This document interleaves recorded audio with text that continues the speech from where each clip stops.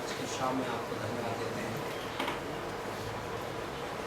आपके पवित्र पुत्र के लिए जो हमारे लिए सूली पर बलि बना, वह हमारे लिए पाप बना जिससे हम मसीह में उसकी धार्मिकता बन सके। और आज हम इस बात में बहुत आनंदित हैं परमेश्वर, जैसे कि यशाया 61:10 में नबी ने लिखा कि मेरा मन आनंदित है और मैं बहुत खुश हूँ कि परमेश्वर तूने मुझे उद्धार के कपड़े पहनाए हैं। तो प्रभु आज हम धन्यवाद देते हैं, और ये अपने आप में बहुत बड़ा चमत्कार है कि आज हमने पवित्रता के कपड़े पहन रखे हैं, धार्मिकता के कपड़े पहन रखे हैं, और स्वर्ग से आप हमें देखते हो और आपका वचन कहता है कि आपने हमें धर्मी ठहराया है। हम इंसान में अपने आप में काबिलियत नहीं थी कि हम पवित्र बन सकें, हम पवित्रता के नज़दीक भी आ सकें, लेकिन आप इससे पहले कि हमारी ज़िंदगी बदल सके उससे पहले आप हमें हमारा पहचान बदल देते हो और आप हमें धर्मी कहते हो। धन्यवाद देते हैं शाम में प्रभु, प्रत्येक छात्र के मन की तैयारी के लिए प्रार्थना करते हैं। प्रभु हम आपके पास आते हैं अपना इंसानी स्वभाव लेकर, अपना पुराना मनुष्य लेकर, लेकिन आप हमें बदलते जाते हो, आप हमें महिमा से महिमा में बदलते हो। आपकी धार्मिकता विश्वास से विश्वास के लिए प्रकट की जाती है। क्लास आपके हाथ में देते हैं, अभिषेक की मांग करते हैं, पवित्र आत्मा की परिपूर्णता की मांग करते हैं, प्रभु यीशु मसीह के नाम से आमीन। ओके, हम पहला शमूएल की किताब पढ़ रहे हैं और हमने एक व्यक्ति की मिनिस्ट्री देख ली इस किताब में, जिसकी मिनिस्ट्री ऑलमोस्ट ख़त्म होने पे आ गई है इस कहानी में, और वो कौन है?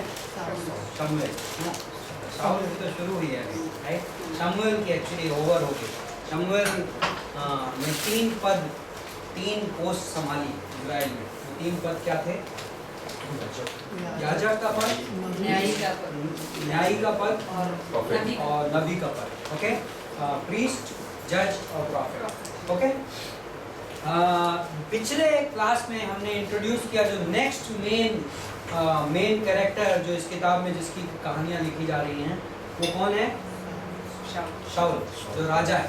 ओके, और शाऊल राजा का हमने अभिषेक देखा, शाऊल का सिलेक्शन हुआ, शाऊल को परमेश्वर ने चुना। शाऊल राजा के बारे में पिछले हफ्ते हमने कुछ खास बातें की थी, कुछ इम्पोर्टेंट बातें कही थी। आप कुछ रिमाइंड कर सकते हैं अपने आप की मेमोरी के लिए, और ये इंश्योर करने के लिए कि आप पिछली क्लास के ट्यून में हैं। कुछ बातें शाऊल के बारे में। शाऊल बहुत सुंदर था, लेकिन और गधियाँ ढूंढ रहा था, राइट? तो शाऊल के कैरेक्टर की तस्वीर, शाऊल की लाइफ में बहुत पोटेंशियल था, बहुत क्षमता थी, और शुरुआत में वो बहुत नम्र था, राइट? क्या गड़बड़ हो गई? मैंने आपको क्लास में एक सिद्धांत बताया था, जो मैंने कहा कि जो गड़बड़ कई बार नए नियम में भी हो जाती है, और वो क्या है? समय से पहले किसी को पद दे देना। ओके, प्रभार दे देना, समय के पहले किसी को प्रमोट कर देना, राइट? और ये नए नियम में है, 1 तिमोथी 3:6 में, कि समय के पहले किसी को नौसिखिए को पद मत दो। ओके,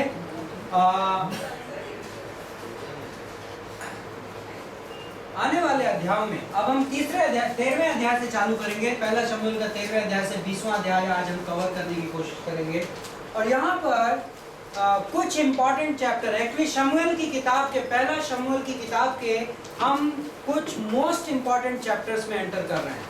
ओके, और ये जो अध्याय है वो अध्याय है शाऊल की परीक्षा।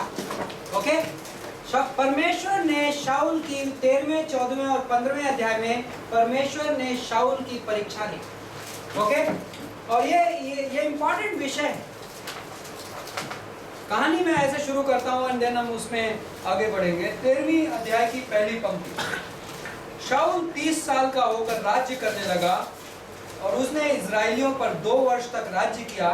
फिर शाऊल ने इजराइलियों में से 3000 पुरुषों को अपने लिए चुन लिया, और उनमें से 2000 लोग शाऊल के साथ मिकमाश में और बेतेल के पहाड़ पर रहे, और 1000 योनातन के साथ बिन्यामीन के गीबा में रहे, और दूसरे सब लोगों को उसने अपने अपने डेरे में जाने को विदा किया। ओके, हम इस कहानी में थोड़ा आगे बढ़ते हैं। इस कहानी में शाऊल के दुश्मन चारों ओर से आक्रमण के लिए नजदीक आ रहे हैं। ओके, शाऊल दुश्मनों से घिरा हुआ है, और यहां पर बोलता है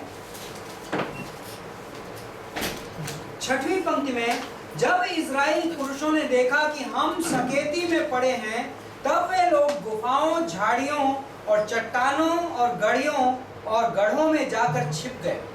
और कितने इब्री यरदन पार होकर गाद और गिलाद के देशों में चले गए, परंतु शाऊल गिलगाल ही में रहा और सब लोग थरथराते हुए उसके पीछे हो लिए। 8वीं पंक्ति में, वह शमूएल के ठहराए हुए समय अर्थात 7 दिन तक बाट जोता रहा। ओके, यहाँ पर आप बैक ट्रैक करेंगे, पहला शमूएल का 10वां अध्याय की 8वीं पंक्ति देखेंगे। शमूएल ने शाऊल को एक इंस्ट्रक्शन दिया था। ओके, 10वें अध्याय की 8वीं पंक्ति में शमूएल कहता है, और तू मुझसे पहले गिलगाल को जा, और मैं होम बलि और मेल बलि चढ़ाने के लिए तेरे पास आऊंगा। तू 7 दिन तक मेरी बाट जोते रहना, तब मैं तेरे पास पहुंचकर तुझे बताऊंगा कि तुझको क्या क्या करना है। ओके, इंस्ट्रक्शन बिल्कुल क्लियर है। शमूएल उसका आत्मिक गुरु है, स्पिरिचुअल लीडर है, और शमूएल उसे बताएगा कि अब नेक्स्ट क्या है। ओके, लड़ाई करनी है, नहीं करनी है, लड़ाई कैसे करनी है, सारे इंस्ट्रक्शंस कब आएंगे? 7 दिन तक तू गिलगाल में इंतजार करेगा, और तब मैं आऊंगा, तब तू होम बलि चढ़ाएगा। इंस्ट्रक्शंस बिल्कुल क्लियर है। ओके, 8वीं पंक्ति में, तब शमूएल के ठहराए हुए समय अर्थात 7 दिन तक शाऊल बाट जोता रहा, परंतु शमूएल गिलगाल में ना आया, और लोग उसके पास से इधर उधर होने लगे। 9th वर्ष में, तब शाऊल ने कहा, होम बलि और मेल बलि मेरे पास लाओ, और तब शाऊल ने होम बलि को चढ़ाया। ओके, और 10वीं पंक्ति, जो ही वह होम बलि को चढ़ा चुका, तो क्या देखता है कि शमूएल आ पहुंचा, और शाऊल उससे मिलने और नमस्कार करने को निकला। ओके, फर्स्ट एप्लीकेशन, जब हमारी लाइफ में परीक्षाएं चल रही होती है तो कैसा लगता है? लास्ट मोमेंट आ गया है। ओके, लास्ट मोमेंट आ गया है, अब मेरे पास कोई रास्ता नहीं बचा है। यहाँ पर क्या हो रहा है? दुश्मन चारों ओर से आ रहे हैं, मेरे साथ के लोग एक एक करके डर के भाग जा रहे हैं, 7 दिन गुजरने को हैं, और शमूएल का अभी तक कहीं कोई नामो निशान नहीं। ओके, परफेक्ट सर्कमस्टांसेस, हालात, परमेश्वर हमारी जिंदगी में हालातों को यूज करता है। ओके, यहाँ पर देखिए आगे क्या होता है।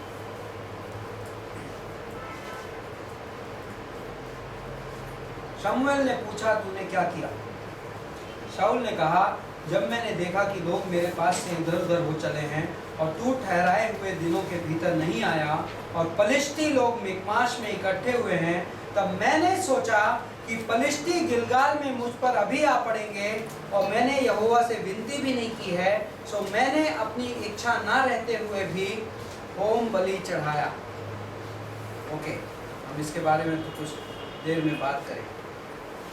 शमूएल ने शाऊल से कहा, तूने मूर्खता का काम किया है, तूने अपने परमेश्वर यहोवा की आज्ञा को नहीं माना, नहीं तो यहोवा तेरा राज्य इज़राइलियों के ऊपर सदा स्थिर रखता, परंतु अब तेरा राज्य बना नहीं रहेगा।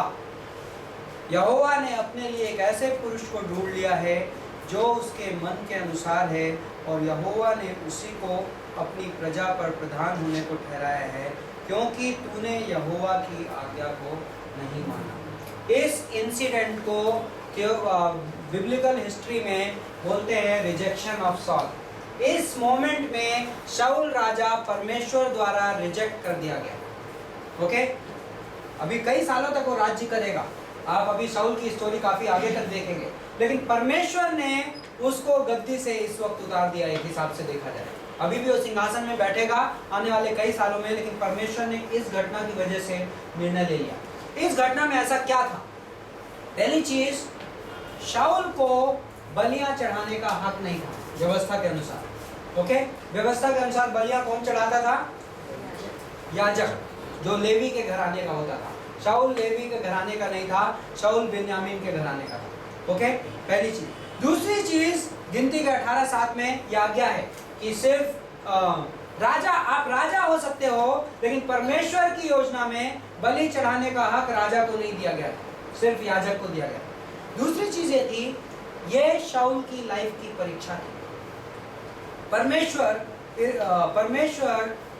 यिर्मयाह का 17वां अध्याय 9वीं और 10वीं पंक्ति, परमेश्वर हमारी लाइफ में परीक्षाएं लेता है। ओके, परमेश्वर अपने आप को, यिर्मयाह का 17, 9 और 10, क्वेश्चन ये उठता है, परमेश्वर हमारी परीक्षाएं क्यों लेता है? क्यों हमारी लाइफ में ऐसी हालातें आती हैं कई बार कि ऐसा लगता है कि हम चारों तरफ से गिर गए हैं और लास्ट मोमेंट आ गया है। इंटरेस्टिंग, इस कहानी की इंटरेस्टिंग चीज मुझे लगती वो ये है कि जैसे ही शाऊल ने बलि चढ़ा ली, शमूएल उसी मोमेंट में आ गए। हाँ, तो मतलब शाऊल ने जो बलि है 23वें घंटे के 59वें मिनट में चढ़ाई, राइट? क्योंकि नेक्स्ट मिनट शमूएल आ गया। एंड हमारी लाइफ में अक्सर कई बार हमारी लाइफ में इस टाइप के स्टेटमेंट्स कहते हैं कि अब आगे नहीं चला जाता, आई क्विट। आई थिंक वो हमारी लाइफ के डीपेस्ट परीक्षा के मोमेंट्स होते हैं।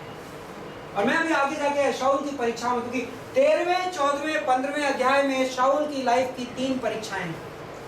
13वें अध्याय में चैप्टर 13 फेथ का टेस्ट है, विश्वास।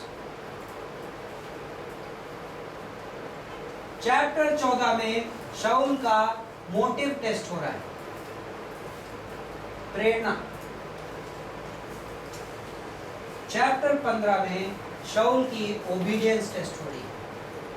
और ये 3 चीजें परमेश्वर बार बार टेस्ट करता है, आज्ञा पालन।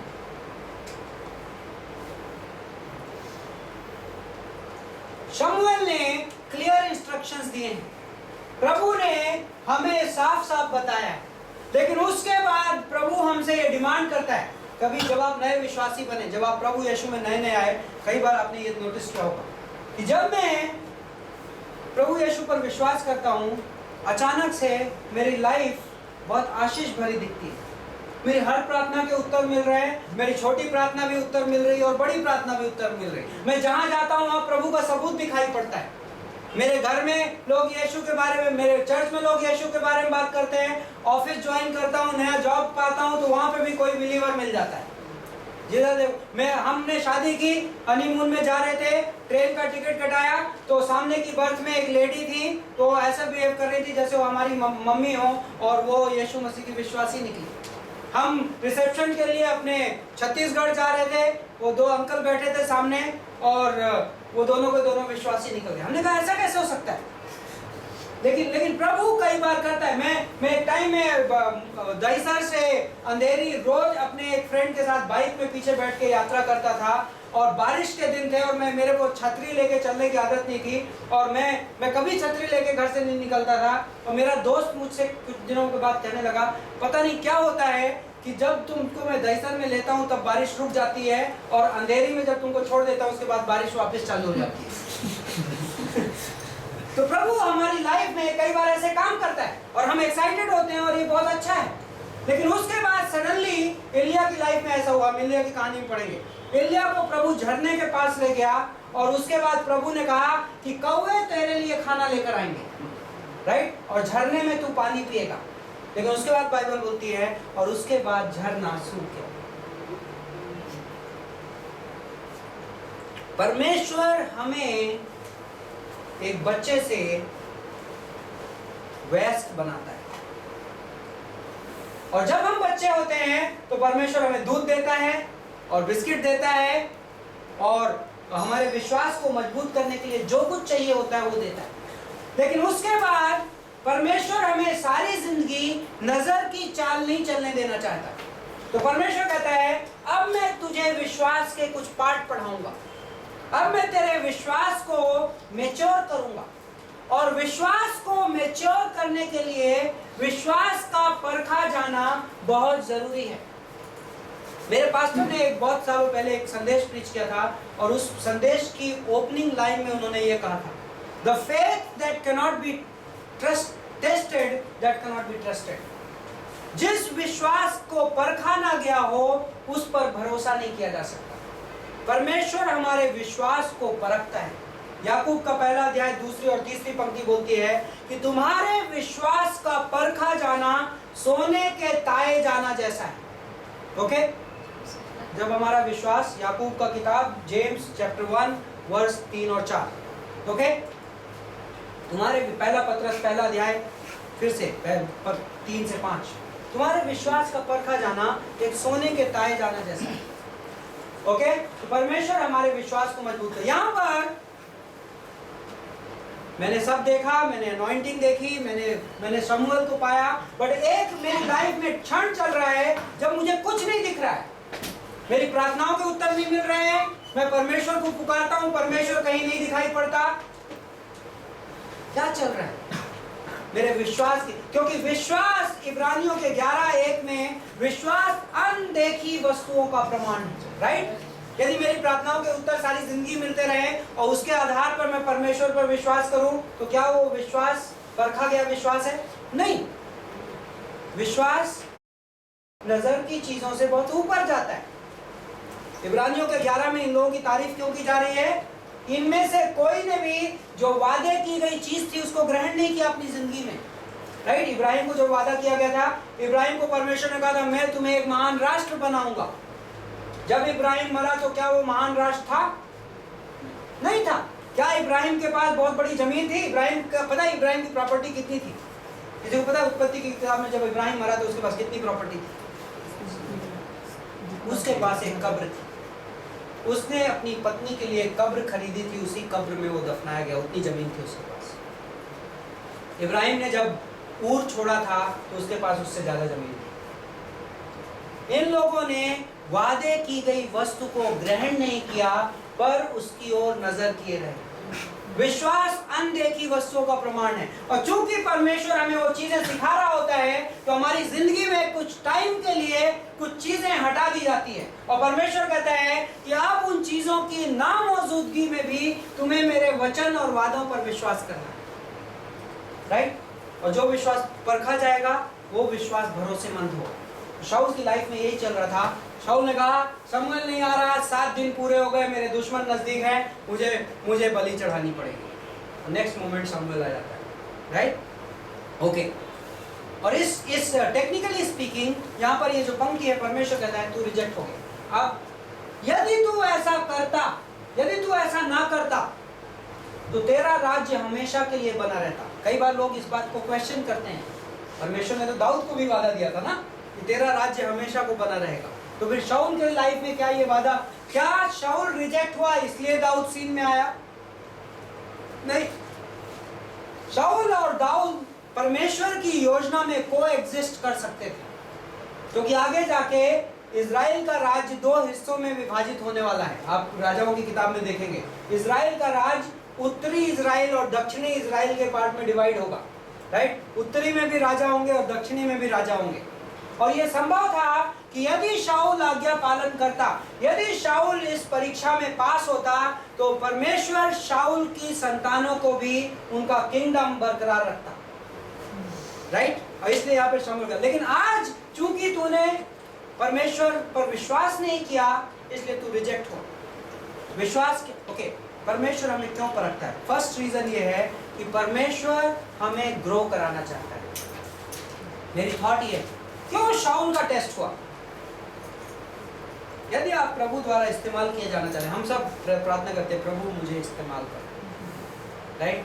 मैं आज एक चुनौती भरी बात कह रहा हूँ, कुछ लोग हो सकता है डर जाएंगे, लेकिन हम सच्चाई कहते हैं और यीशु मसीह सच्चाई कहता था। और कई बार जब यीशु मसीह सच्चाई कहता था तो भीड़ रिड्यूस होके कम हो जाती थी। यूहन्ना के 6वें अध्याय में हमारे यहाँ एक पास्टर है, पास्टर शिवेली, वो बोलते हैं यदि आप मुझे 2000 लोगों का कॉन्ग्रीगेशन दोगे मैं उसको 2 महीने में 200 लोगों का कॉन्ग्रीगेशन कर दूंगा।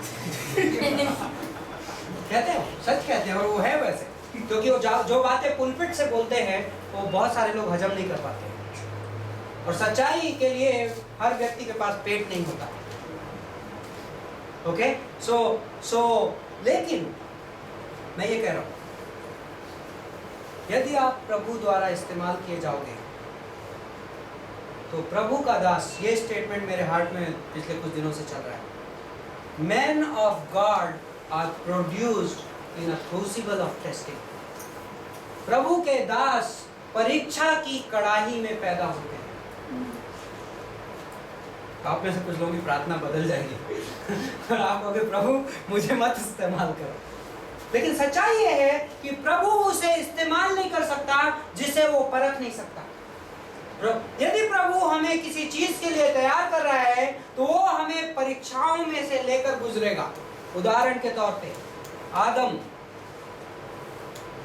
आदम तुम इस दुनिया पे राज्य करोगे, ओके, फलो फूलो और मल्टीप्लाई करो। नेक्स्ट क्या आता है, आदम इस बगीचे में मैंने 2 पेड़ लगाए, इस पेड़ का फल तुम्हें नहीं खाना है और इस पेड़ का फल तुम्हें खाना है। हमें कहानी पता है, उत्पत्ति के 2 और 3 दिन। क्यों ये आज्ञा दी गई? ये आज्ञा आदम की परीक्षा थी। ओके, आदम, परमेश्वर ने आज्ञा दे दी, अब तुम आज्ञा पालन करोगे नहीं करोगे, और यदि तुम आज्ञा पालन करोगे तो उसके अद्भुत सारे आशीष। ओके, तो यहां पर इसके विश्वास की परीक्षा ली गई। इस कहानी में हम आगे बढ़ते हैं 19वीं पंक्ति में। थोड़ा सा ब्रेक है, हम इस सब्जेक्ट को कंटिन्यू करेंगे। तो यहाँ पर एक इंटरेस्टिंग प्रिंसिपल है। यहाँ पर दुश्मन तैयार है, पलिश्ती लोग। इनके दुश्मन कौन है? पलिश्ती लोग हैं। ओके, और दुश्मन लोग आने को लड़ने को तैयार हैं। 19वीं पंक्ति में एक बहुत अनफॉर्चुनेट बात लिखी है, और वो क्या है? और इजराइल के पूरे देश में लोहार कहीं नहीं मिलता था, क्योंकि पलिश्तियों ने कहा था कि इब्री लोग तलवार व भाला बनाने न पाएं, और इसलिए सब इजरायली अपने अपने हल की फली और भाले और कुल्हाड़ी और हंसुआ तेज कराने के लिए पलिश्तियों के पास जाते थे। परंतु उनके हंसुओं, फालों, खेती के त्रिशूलों और कुल्हाड़ियों की धारें और पैनों की नोकें ठीक करने के लिए वे रेती रखते थे। इसलिए युद्ध के दिन शाऊल और योनातन के साथियों में से किसी के पास ना तो तलवार थी और ना भाला, वे केवल शाऊल और उसके पुत्र योनातन के पास रहे। इंटरेस्टिंग, बहुत ही अनफॉर्चुनेट चीज, और ये बहुत अद्भुत तस्वीर है। इन सीन समझ गए सब लोग? इनके पास हथियार थे, लेकिन हथियार को चोखा करने के लिए औजार नहीं थे। ओके, हथियार किस चीज की तस्वीर है? नए नियम के विश्वासी के लिए प्रभु यीशु मसीह के दिए गए, पवित्र आत्मा के दिए गए आत्मिक वरदान हमारे लिए हथियार की। हम जब प्रभु की सेवा करते हैं, जब हम प्रभु की लड़ाइयाँ लड़ते हैं, तो हम क्या इस्तेमाल करते हैं?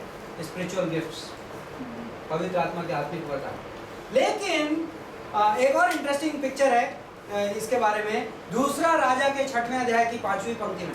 आप देखते हैं एक नबी है, कई सारे नबी हैं। एक्चुअली वो बाइबल स्कूल है, एक्चुअली देखा जाए नबियों का झुंड है, कई सारे नबी हैं। ओके, और वो बाइबल स्कूल है, और उन नबियों के झुंड में से एक नबी लकड़ी काट रहा होता है पेड़ पे चढ़, और उसकी कुल्हाड़ी क्या होती है? नदी में गिर जाती है, और वो रोता है, बोलता है मेरी कुल्हाड़ी नदी में गिर गई।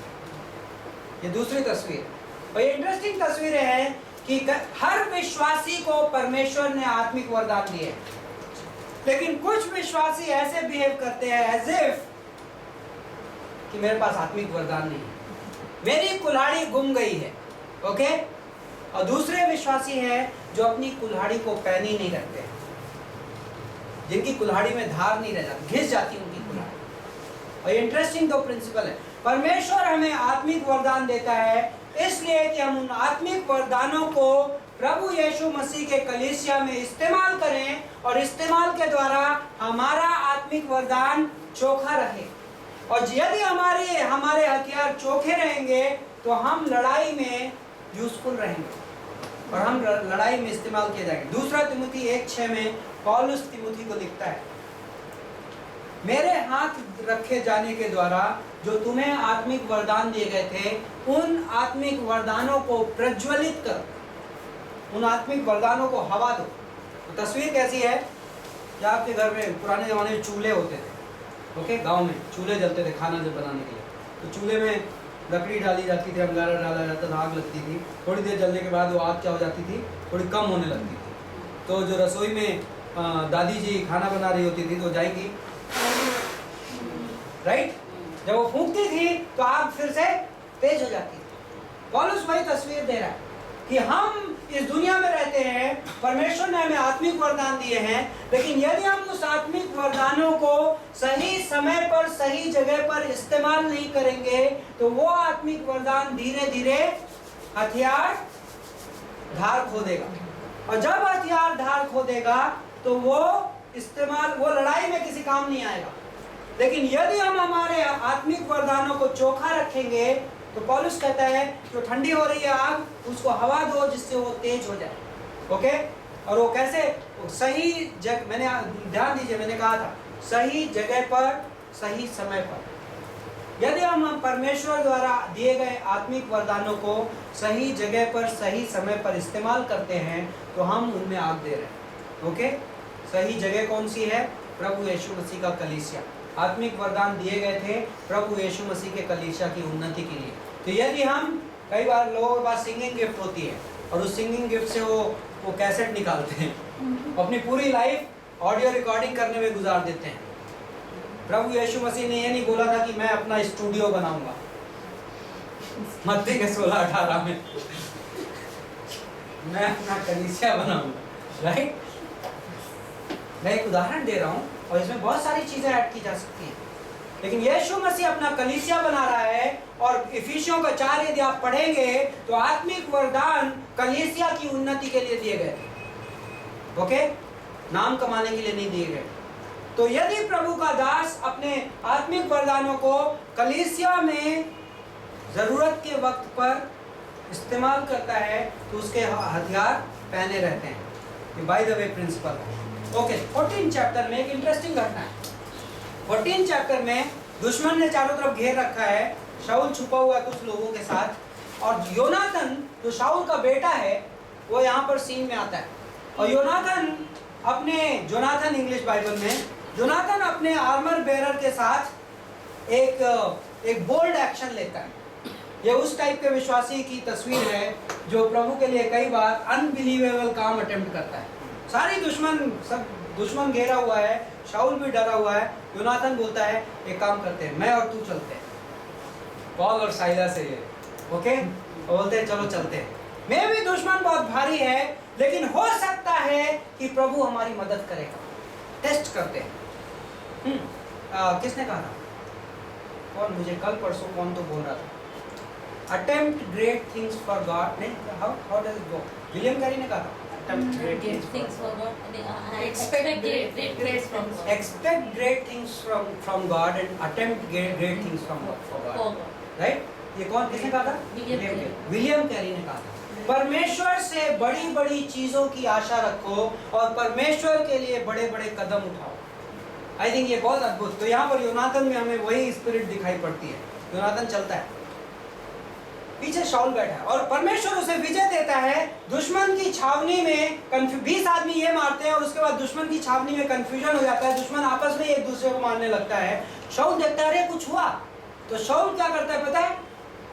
बजाय इसके, आप राजा होते तो आप क्या करते? दुश्मन इस समय भाग रहा है, चलो दुश्मन को दौड़ा लेते हैं, पहले विजय हासिल करते हैं, परमेश्वर हमें विजय दे रहा है, राइट? नहीं, शाऊल ये नहीं करता। शाऊल बोलता है चलो गिनती गिनते हैं, ये पता लगाते हैं कौन मिसिंग है।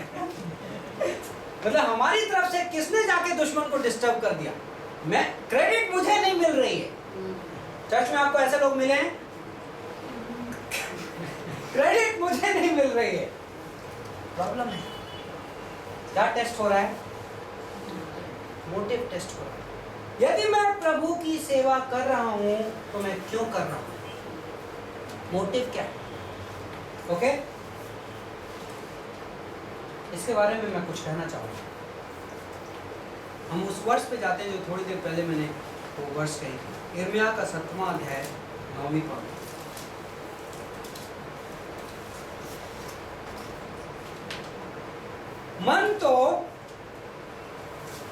मन, कई इंग्लिश बाइबल बोलती है हार्ट, हमारा दिल।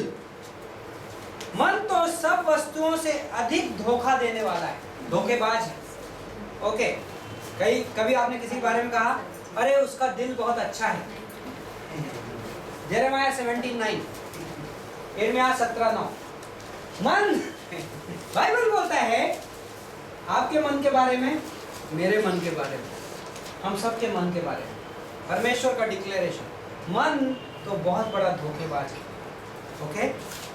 उसमें असाध्य रोग लगा है और उसका भेद कौन समझ सकता है, ओके?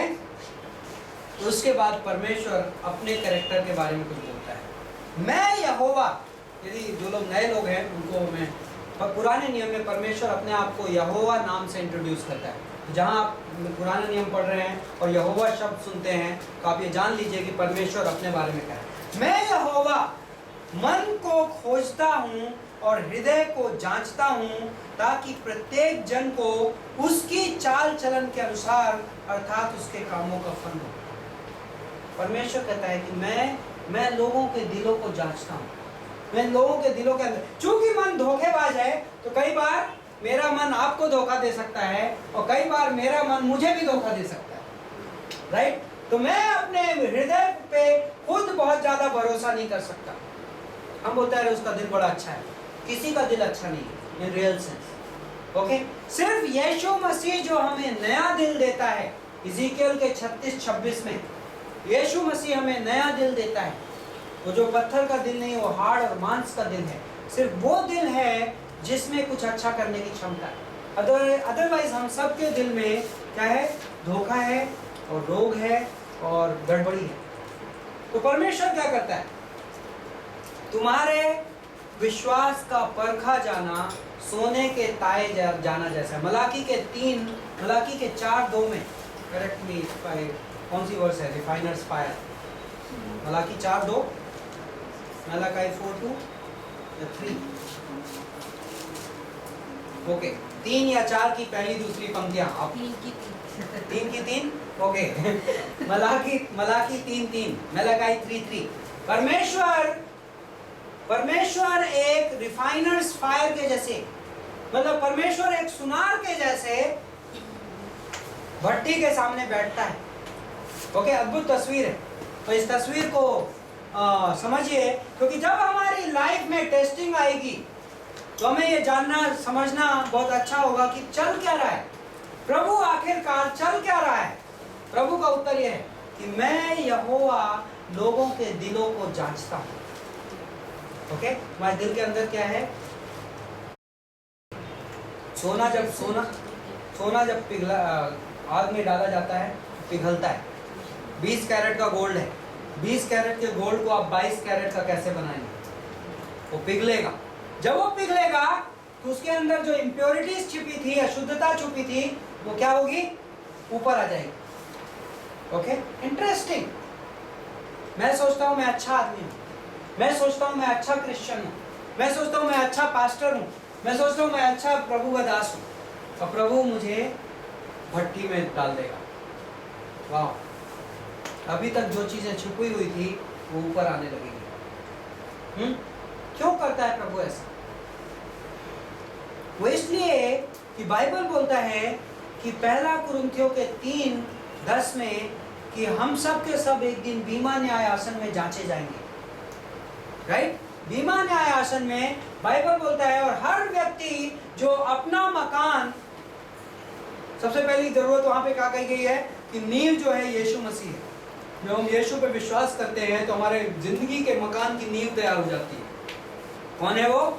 यीशु मसीह है, और उस नींव के अलावा कोई सही नींव नहीं है। लेकिन एक बार मैंने यीशु पे विश्वास कर लिया तो मेरी नींव तो पक्की हो गई, लेकिन अब मैं मेरी जिंदगी की मकान बनाता हूँ। जिंदगी का मकान बोलता है कोई सोने से, कोई चांदी से, कोई बहुमूल्य पत्थरों से बनाता है, लेकिन कोई लकड़ी और घास फूस से बनाता है। लेकिन जिस दिन न्याय का दिन होगा, जिस दिन विश्वासियों का न्याय किया जाएगा, उस दिन यीशु मसीह आग से हर विश्वासी के कार्य को परखेगा, और उस दिन जो सोना चांदी और बहुमूल्य पत्थर होगा वो बच जाएगा, लेकिन जो लकड़ी और घास फूस होगा वो जल जाएगा। तो परमेश्वर क्या कर रहा है? परमेश्वर हम पे एहसान कर रहा है। परमेश्वर क्या कर रहा है कि मैं इस धरती पे तुम्हारे अंदर का कुछ लकड़ी और घास फूस जला दूंगा, राइट? जिससे बीमा न्याय आसन के दिन तुम्हारे पास कुछ सोना पाया जाए। और ये बहुत अद्भुत है। और जब हम परीक्षाओं से गुजरते हैं तो हमें पता है रहना चाहिए बात, ये परीक्षा शाऊल की लाइफ में इसलिए नहीं आई थी कि शाऊल रिजेक्ट किया जाए। ये परीक्षाएं शाऊल की लाइफ में इसलिए आई थी कि परमेश्वर उसे अपने लोगों के अगुए के तौर पे तैयार करे। अनफॉर्चुनेटली शाऊल इन परीक्षाओं को सही तरीके से नहीं झेल पाया। और आपको ध्यान है, मैंने आपको कंपैरिजन दिया था। शाऊल किसकी तस्वीर है? शाऊल और दाऊद में एक कंट्रास्ट है, विरोधाभास है। नेक्स्ट हम दाऊद की कहानियां पढ़ेंगे तो आगे जाके। शाऊल और दाऊद में एक कंट्रास्ट है। शाऊल एक कार्नल बिलीवर की तस्वीर है, दैहिक विश्वासी जो प्रभु के साथ नहीं चलता। लेकिन दाऊद एक स्पिरिचुअल बिलीवर की तस्वीर है, आत्मिक विश्वासी की तस्वीर है। राइट? बहुत सारे तरीकों से आप इसको देखेंगे। ओके, थर्ड टेस्ट, तीसरा टेस्ट में ब्रीफली बताता हूँ। ये बहुत फेमस स्टोरी है, बहुत प्रीचिंग हुई है स्टोरी पे। शाऊल अमालेकी लोग शाऊल के ऊपर आक्रमण करते हैं। नेक्स्ट लड़ाई जो शाऊल लड़ेगा वो अमालेकियों से लड़ेगा। ओके, अमेलेकाइट्स। यहाँ पर शमूएल उसको बोलता है कि आपको अमालेकियों को कंप्लीटली नष्ट करना है, पूरी तरीके सत्यानाश करना है, हिंदी बाइबल बोलता है। आपको ध्यान है, इब्रानी भाषा में वो जो शब्द है केरेम, किसी को याद आता है केरेम शब्द? हाँ, सत्यानाश के लिए। यहोशू की किताब में आपने देखा था कि कुछ शहरों को केरेम किया गया। केरेम का मतलब क्या था? पूरी तरीके से नष्ट करना है, इंसान, जानवर, जमीन, पेड़, मकान, सब कुछ। आप उसका कुछ भी इस्तेमाल नहीं करोगे। ओके, यहाँ पर एक इंटरेस्टिंग घटना होती है। शाऊल लोगों को सब नष्ट कर देता है, अच्छी अच्छी भेड़ें, अमालेक का राजा और कुछ चीजें बचा लेता है। तो शमूएल आता है, पहला शमूएल का 15वां अध्याय। शमूएल आता है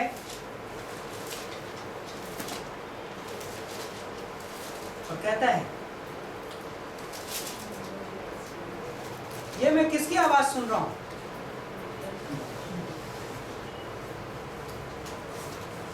कहाँ है?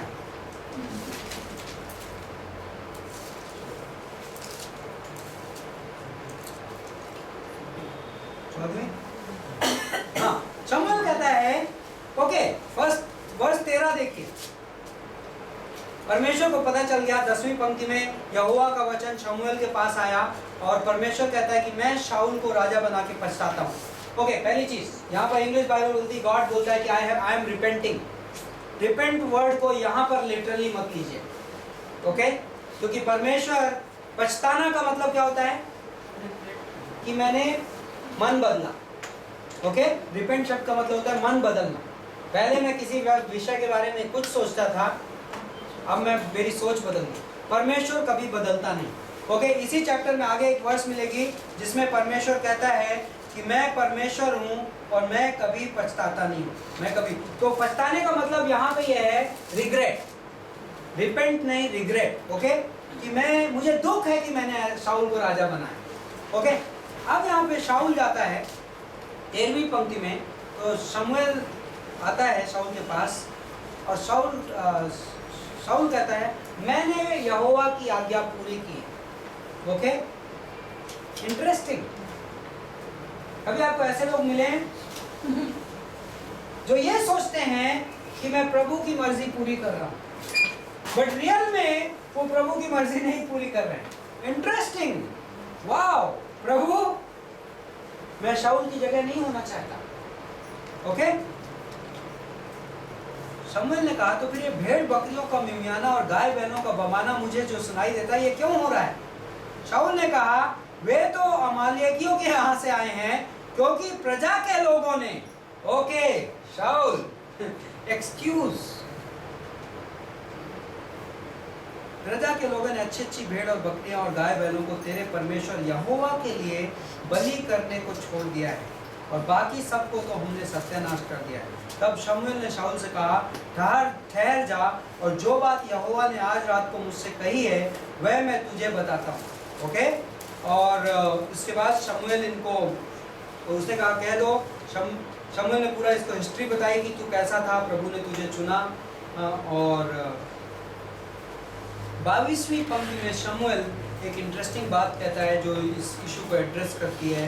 क्या यहोवा होम बलियों और मेल बलियों से उतना प्रसन्न होता है जितना अपनी बात के माने जाने से प्रसन्न होता है? सुन, मानना तो बलि चढ़ाने से और कान लगाना मेढ़ों की चर्बी से उत्तम है। ओके, मानना, obedience is better than sacrifice, right? Important सिद्धांत है। क्यों ऐसा? आफ्टर ऑल बलियां भी प्रभु ने ही रखी थी ना, प्रभु की सेवा करना। कई बार हम कहते हैं मैं प्रभु की सेवा करता हूं, लेकिन प्रभु मेरी सेवा में से ज्यादा किस चीज में इंटरेस्टेड है? प्रभु मेरी सेवा से ज्यादा मेरे दिल में इंटरेस्टेड है। मैं कई बार सेवा करते हुए अवज्ञा कर सकता हूं, ये प्रभु कहता नहीं, मुझे तुम्हारी बलि से ज्यादा किसकी जरूरत है? आज्ञा पालन की जरूरत है। और आज्ञा पालन की शुरुआत कहां से होती है? हार्ट में, राइट? दिल में शुरू होता है। ओके, क्वेश्चन, प्रभु मैं आपकी सेवा करता हूँ, प्रभु मैं बहुत सारे काम करता हूँ, प्रभु क्या ये आज्ञा पालन नहीं है? ये भी आज्ञा पालन लगता है। फिर प्रभु क्यों बोलता है कि आज्ञा पालन बलि से भी ज्यादा बड़ा है? तो कई बार इस दुनिया में बहुत सारे लोग हैं जो परमेश्वर के लिए कई धर्मों में कई बार परमेश्वर के लिए, परमेश्वर के नाम पे, परमेश्वर के लिए कई बार बहुत बड़े बड़े सैक्रिफाइसेस करते हैं, लेकिन फिर परमेश्वर उन सैक्रिफाइसेस को क्यों नहीं एक्सेप्ट करता? क्योंकि हमारी बलियों में एक सेल्फ विल का एलिमेंट होता है, खुद की मर्जी का एलिमेंट होता है। उदाहरण के तौर पे जब धार्मिक लोग परमेश्वर के नाम पे बहुत सारे काम करते हैं, उदाहरण के तौर पे इतने दिनों के लिए व्रत रखना या रोजे रखना, या लेट से तीर्थ यात्राएं करना, या लेट से बहुत बड़ा अमाउंट दान कर देना, और मैं सोच रहा हूं कि मैं आज्ञा पालन कर रहा हूं, राइट? जब शमूएल सॉल के पास आया तो सॉल ने क्या बोला? मैंने तो आज्ञा पालन की। क्यों? क्योंकि मैं बलि चढ़ा रहा हूं, और मेरी बलियों में एक सेल्फ विल, खुद की मर्जी का एलिमेंट होता है। ये परमेश्वर किस में इंटरेस्टेड है? आज्ञा पालन। आज्ञा पालन में बॉस कौन है? परमेश्वर है। बलि में मैं परमेश्वर को चढ़ा रहा हो सकता हूँ, दान मैं परमेश्वर के नाम पे कर रहा हो सकता हूँ, लेकिन चॉइस कौन कर रहा है? चुन कौन रहा है? मैं चुन रहा हूँ, मेरी मर्जी का इन्वॉल्वमेंट। ओके, तो ये थर्ड टेस्ट शाऊल फेल हो जाता है, शाऊल फाइनली रिजेक्ट हो जाता है, और यहाँ से शमूएल निकल जाता है, और शमूएल भविष्यवाणी करके जाता है कि ओके, क्वेश्चन, क्या परमेश्वर इतना हार्ड परमेश्वर है कि उसने शाऊल जिस लीडर को चुना था उसको इतने कठिन परीक्षाओं से गुजरने दिया, और जब वो फेल कर गया तो उसको रिजेक्ट करके चला गया? क्या इससे शाऊल ने गलती की? हम भी गलती करते, राइट? तो यहाँ पर हल क्या था? शाऊल यदि कार्नल नहीं होता और शाऊल यदि देहिक नहीं होता तो क्या करता? हम कॉन्ट्रास्ट देखते हैं डेविड का। क्या डेविड ने इससे बड़ी गलतियां की थी? हाँ? क्या दाऊद के पास कोई भेजा गया था? जैसे शमूएल शाऊल के पास आया था, दाऊद के पास भी आया था नातान। दाऊद का जवाब कैसा था? जब हम गलती करते हैं और परमेश्वर हमारे पास सच्चाई भेजता है तो हम उसकी ओर क्या रिस्पॉन्स करते हैं, परमेश्वर वो देखता है। ओके, और राइट रिस्पॉन्स क्या है?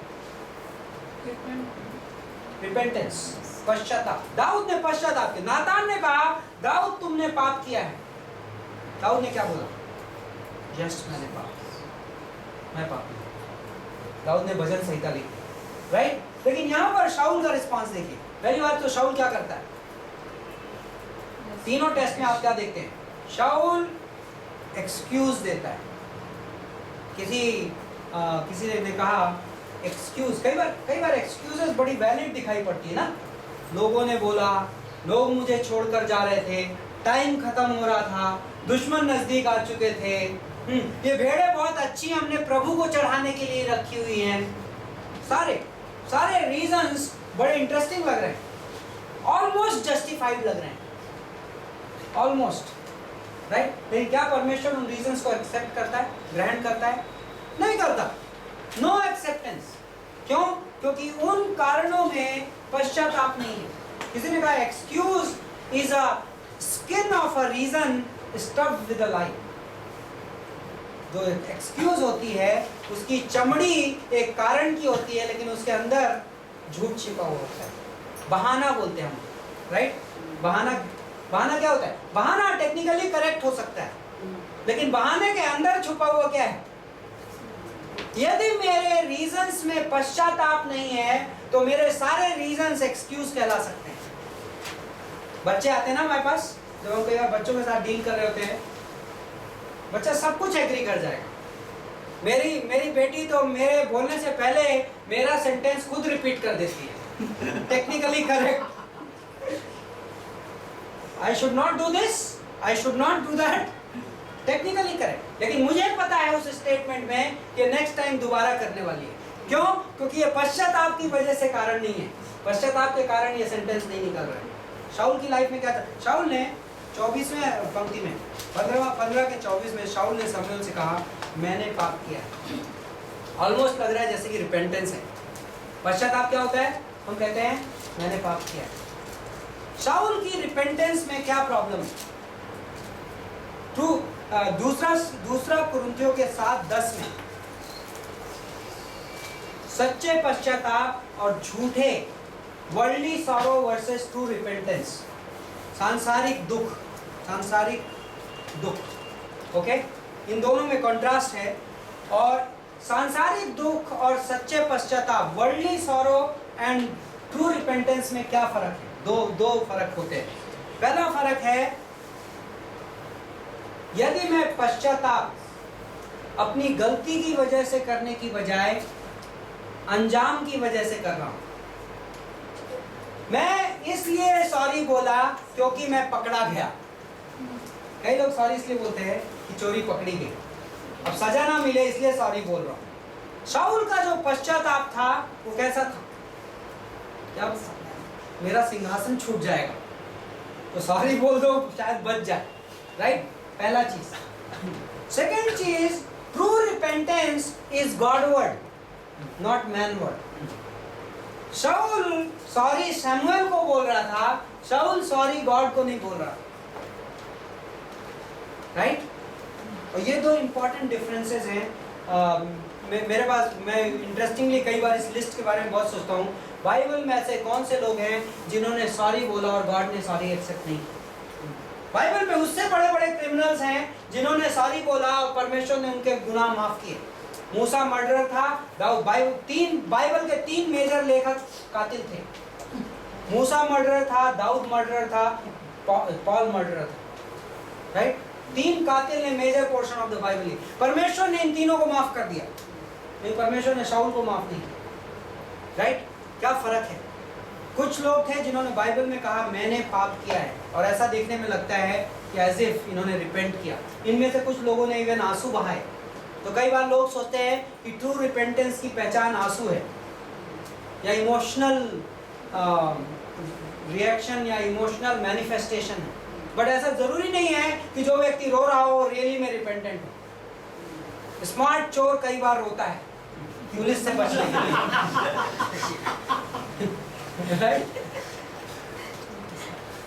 बाइबल में नेबूकदनेस्सर ने आई एम सॉरी बोला, शाऊल ने आई एम सॉरी बोला, फैरो ने मूसा के सामने एक बार ये बोला कि मैंने पाप किया है, उसने वही काम किया, राइट।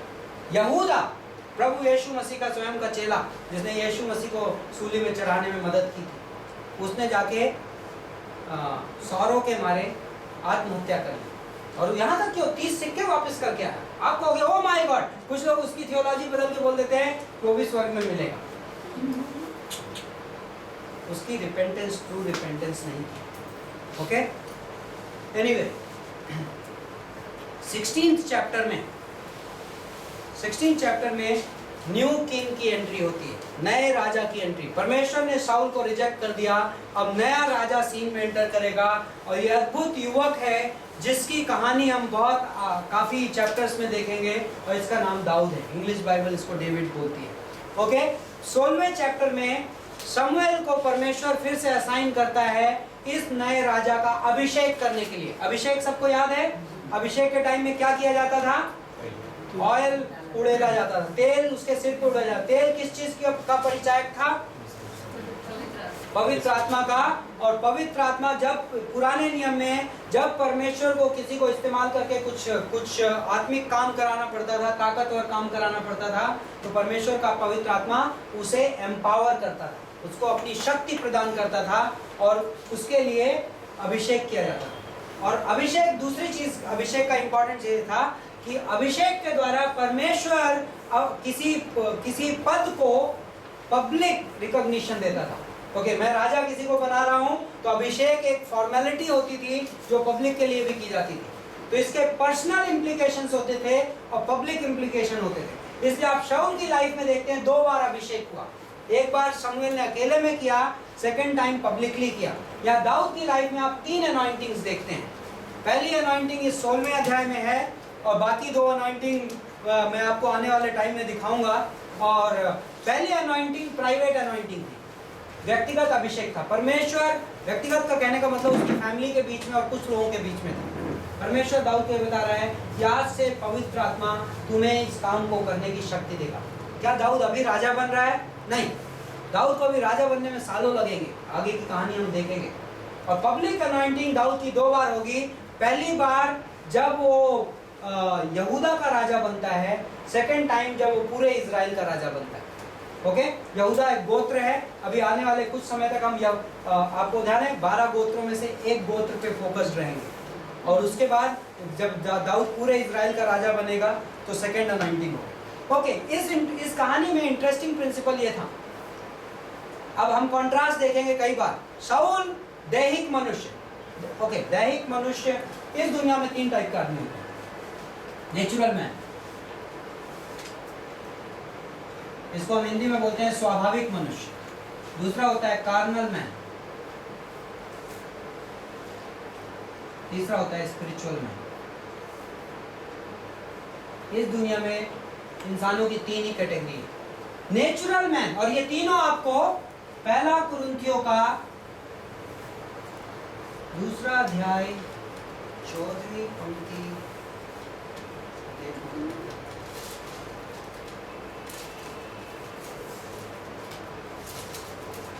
जो कि हम बातें कर रहे हैं आत्मिक और दैहिक मनुष्य की, तो बेहतर है कि हम इस विषय को पूरी करें। ओके,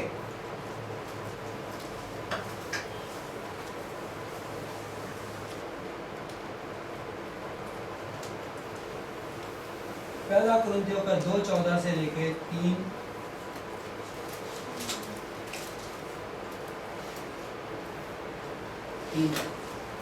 आप इन पंक्तियों के बीच में आप अपनी पर्सनल स्टडी में ये तीनों टाइप के आदमी पाएंगे आप। स्वाभाविक मनुष्य, नेचुरल मैन। स्वाभाविक मनुष्य वो व्यक्ति है जिसके अंदर पवित्र आत्मा नहीं है, वो नेचुरल मैन। यीशु मसीह ने कहा जो शरीर से पैदा हुआ वो शरीर का है। ओके, जब हम पैदा हुए तो हम नेचुरल मैन पैदा हुए। पवित्र आत्मा हमारे अंदर आत्मा मरा हुआ था। इफिसियों का 2:1 कहता है कि हमारे अंदर आत्मा मरा हुआ था। पहला कुरिन्थियों का 2 बोलता है कि जो स्वाभाविक मनुष्य है वो परमेश्वर की बातों को समझ भी नहीं सकता, जिसके अंदर पवित्र आत्मा नहीं है, जिसका आत्मा जीवित नहीं किया गया है, जो अब तक प्रभु यीशु मसीह पर विश्वास नहीं किया गया है, वो परमेश्वर की बातों को ग्रहण ही नहीं कर सकता, वो स्वाभाविक मनुष्य। देन क्रिश्चियन, अब विश्वासी बन गया। विश्वासियों में 2 कैटेगरी है। एक दैहिक विश्वासी होता है जो अपनी धुन में चलता है, अपने हिसाब से चलता है, अपनी शक्तियों पे चलता है, शरीर की शक्तियों में चलता है, वो कार्नल मैन, दैहिक मनुष्य। और तीसरा व्यक्ति है, वो है पवित्र आत्मा के हिसाब से चलता है, वो आत्मिक मनुष्य या स्पिरिचुअल मैन कहलाता है। और ये तीनों व्यक्ति इन वर्सेस के अंदर बड़े क्लियरली दिखाई पड़ते हैं। और बाइबल हमें बार बार एनकरेज करता है कि हम स्पिरिचुअल मैन की जिंदगी जिए। स्पिरिचुअल मैन बड़ा पावरफुल है, आत्मिक व्यक्ति बहुत शक्तिशाली है और आत्मिक व्यक्ति की लाइफ बहुत अद्भुत है, लेकिन दैहिक मनुष्य इस दुनिया में, तो शाऊल जो तस्वीर है, शाऊल एक्चुअली विश्वासी की तस्वीर है। शाऊल की अनॉइंटिंग हुई थी, ओके। अनॉइंटिंग किस बात की तस्वीर है कि पवित्र आत्मा उसके ऊपर आया। पुराने नियम में टेम्परेरी आता था, लेकिन पवित्र आत्मा किसके ऊपर आता है? जब कोई व्यक्ति विश्वास करता है। तो शाऊल तस्वीर है एक विश्वासी की, लेकिन प्रभु ने उसका काम ग्रहण नहीं किया, ओके। एक ऐसा विश्वासी जो अपनी देह के आधार पे प्रभु की सेवा कर रहा है, अपनी देह के आधार पे प्रभु के साथ जिंदगी जी रहा है, और प्रभु उसको एक्सेप्ट नहीं करता। प्रभु उसको स्वर्ग में एक्सेप्ट करेगा क्योंकि वो विश्वासी है, लेकिन उसके जीवन में वो चीजें नहीं होंगी, वो ताकत नहीं होगी जो आत्मिक मनुष्य में होगी। दाऊद अद्भुत तस्वीर है आत्मिक मनुष्य, और हम बार बार इसको कंट्रास्ट करेंगे, तो मैं आज ये डिफाइन कर रहा हूँ। तो यहाँ पर दाऊद के बारे में बोलता है। शाऊल, आपको ध्यान है शाऊल की क्वालिफिकेशन क्या थी? मेन क्वालिफिकेशन, जब शमूएल ने वो किया था तो उसके बारे में क्या कमेंट किया गया था? सुंदर था, कद में लंबा चौड़ा था। ये कैसे क्वालिफिकेशन है? ये दैहिक गुण है, शरीर के गुण। लेकिन यहाँ पर दाऊद के बारे में बोलता है, परमेश्वर 7वीं पंक्ति में यहोवा ने शमूएल से कहा, ओके, एक एक करके जस्सी के बेटे आने लगे, 8 बेटे थे। शमूएल बोलता है ये होगा, ये तो बड़ा सुंदर है, ये तो नौजवान है। परमेश्वर बोलता नहीं, ओके। और यहाँ पर 7वीं पंक्ति में यहोवा ने शमूएल से कहा कि उसके रूप पर दृष्टि मत कर, उसके डील की ऊंचाई पर दृष्टि मत कर, क्योंकि मैंने उसे अयोग्य जाना है। क्योंकि यहोवा का देखना मनुष्य का सा नहीं, परंतु तो मनुष्य तो बाहर का रूप देखता है, परंतु यहोवा की दृष्टि मन पर रहती है, ओके। और यदि आप पहला शमूएल का 13वां अध्याय देखेंगे, और जब पहली बार परमेश्वर डिक्लेयर करता है दाऊद के बारे में शमूएल के द्वारा, तो बोलता है परमेश्वर ने अपने लिए ऐसा पुरुष चुन लिया है, 14वीं पंक्ति में, जो उसके मन के अनुसार है, ओके। तो यहाँ पर दाऊद की क्वालिफिकेशन ये, ओके। एक और चीज, जब शाऊल पर पाया गया पहली बार, तो क्या कर रहा था? गधी तलाश रहा था, राइट। जब दाऊद पाया गया, जब 7 भाई आके चले गए, तो दाऊद क्या कर रहा था? दाऊद कंपटीशन में ही नहीं था। Wow, mister Bethlehem, right. ये परेड चल रही है, लेकिन दाऊद उसमें नहीं था। जस्सी बोलता है एक मेरा बेटा है जो कहीं भेड़ चला रहा हो, राइट। ये इंटरेस्टिंग है कि आत्मिक लोगों का इंटरेस्ट किसी डिफरेंट चीज में ही रहता है, ओके। और दाऊद और भेड़ और खेत और चरवाहा, ये इंटरेस्टिंग वर्ड्स हैं। And I think Prabhu may be ये लिटरल, ये कहानी लिटरल है, लेकिन उसमें प्रभु ने कुछ आत्मिक मीनिंग छुपाया है, और वो ये है कि आत्मिक व्यक्ति का जो इंटरेस्ट है वो डिफरेंट रहता है, ओके। तो हम यहाँ पे क्लोज करेंगे, और आने वाली क्लास में आपका होमवर्क रहेगा कि हम ऑलमोस्ट पहला शमूएल का एंड तक पहुँचेंगे नेक्स्ट क्लास में। तो मेरी ये इच्छा रहेगी कि आप आने वाले सारे चैप्टर्स पढ़ के आएँ। मे भी हम लास्ट का कुछ पोर्शन छोड़ देंगे, बट ऑलमोस्ट एंड तक पहुँचेंगे। तो आप ये पढ़ के आइएगा, क्योंकि आने की कहानियाँ बहुत इंटरेस्टिंग है, लेकिन मैं एक एक कहानी पे बहुत टाइम नहीं दे सकता। तो यदि आप उन कहानियों से फैमिलियर रहेंगे, तो मैं आपको एक एक कहानी में कई बार बहुत सारे सिद्धांत हैं जो हम सीख सकते हैं, ओके। लेकिन यदि मैं उस चैप्टर को पढ़ने में समय लगाऊंगा, तो फिर मुझे लिमिटेड सिद्धांत बताने पड़ेंगे। तो आप पढ़ कर आइएगा, और हम दाऊद की लाइफ में से बहुत सारे लेसन सीखेंगे। और एक्चुअली ये लेसन्स में हमारी प्रेयर ये होनी चाहिए। परमेश्वर पहला कुरिन्थियों के 3 को पौलुस इस तरीके से इंट्रोड्यूस करता है कि मैं तो तुम्हें दूध की बजाय मांस खिलाना चाहता हूँ। दूध किसकी तस्वीर है? दूध कौन पीता है? बच्चा पीता है, ओके। मांस कौन खाता है? जो एडल्ट हो जाता है। तो पौलुस कह रहा है लेकिन मैं तुम्हें मांस नहीं खिला सकता। कुरिन्थियों को लिखता है पौलुस, क्योंकि तुम लोग आत्मिक नहीं हो, तुम लोग अभी भी दैहिक हो। इससे क्या पता चलता है? यदि मैं यदि मैं दैहिक मनुष्य वाली ज़िंदगी जीऊँगा तो प्रभु मुझे उतना ही खिलाएगा जितनी मेरी क्षमता है। तो हमारी प्रार्थना ये होनी चाहिए, प्रभु हम ये क्या कर रहे हैं, हम वचन क्यों सीख रहे हैं, हम अपने व्यक्तिगत आत्मिक जीवन में क्यों बढ़ना चाह रहे हैं, प्रभु हमें और भोजन खिलाता है। जैसे जैसे हमारी क्षमता बढ़ती है प्रभु हमें और भोजन, जो चीज़ें आज मैं नहीं समझ पाता वो चीज़ें प्रभु मुझे समझाएगा आने वाले दिनों में। और हमारी ये प्रेयर है कि प्रभु मैं आत्मिक बनना चाहता हूँ। ये मेरे लिए सिर्फ एकेडमिक एक्सरसाइज नहीं है, ये बाइबल कॉलेज मेरे लिए सिर्फ ज्ञान अर्जित करने का तरीका नहीं है। और इसलिए हमारा बाइबल कॉलेज में हम कोशिश करते हैं कि हमारा टेस्ट ये ना रहे कि मैं किसी कमेंट्री से पढ़ा रहा हूँ। मैंने आपको कुछ किताबें दिखाई थी कुछ हफ्तों पहले, और किताबों का बेसिस सिर्फ ये था कि ये दिखाना कि कौन से रेफरेंसेस करेक्ट हैं, रिकमेंडेड है। बट हमारा जो फोकस है, यदि आप कोई कमेंट्री खोल के देखेंगे तो जो बहुत सारी चीज़ें आप सुन रहे हैं इस बाइबल कॉलेज में आपको किसी कमेंट्री में नहीं मिलेगी। क्योंकि मुद्दा इस बात का नहीं है कि ज्ञान, मुद्दा इस बात का है कि प्रभु मैं स्पिरिचुअल ग्रोथ एक्सपीरियंस करना चाहता हूँ। ओके, तो हमारी ये प्रेयर होगी। आमीन। आइए प्रार्थना करते हैं। स्वर्गीय पिता, हम आपको धन्यवाद देते हैं शाम में इन सब बातों के लिए जो हम सुन रहे हैं, जो बातें आप हमें सिखा रहे हैं। दाऊद के बारे में आप कहते हो कि उसका मन पूरी तरीके से आपकी ओर था। वो व्यक्ति है जो हमारे जैसा कमज़ोर था, जिसकी ज़िंदगी में गलतियाँ थी, लेकिन उसने आपकी क्षमा और आपका अनुग्रह ग्रहण किया और वो आत्मिक मनुष्य था। और उसके बारे में आप अपने वचन में कहते हो नए नियम में कि उसने अपनी पीढ़ी में आपकी मर्ज़ी पूरी तरीके से पूरी की। धन्यवाद देते हैं प्रभु। और हमारी प्रार्थना है कि हम हमारी पीढ़ी में, हम इस जनरेशन में, हम हमारे जीवन में वो आत्मिक ज़िंदगी जी सकें और इन पाठों से कुछ ऐसा ग्रहण कर सकें जो हमारे लिए जीवन परिवर्तन करने जैसा हो। प्रभु यीशु मसीह के नाम से मांगते हैं।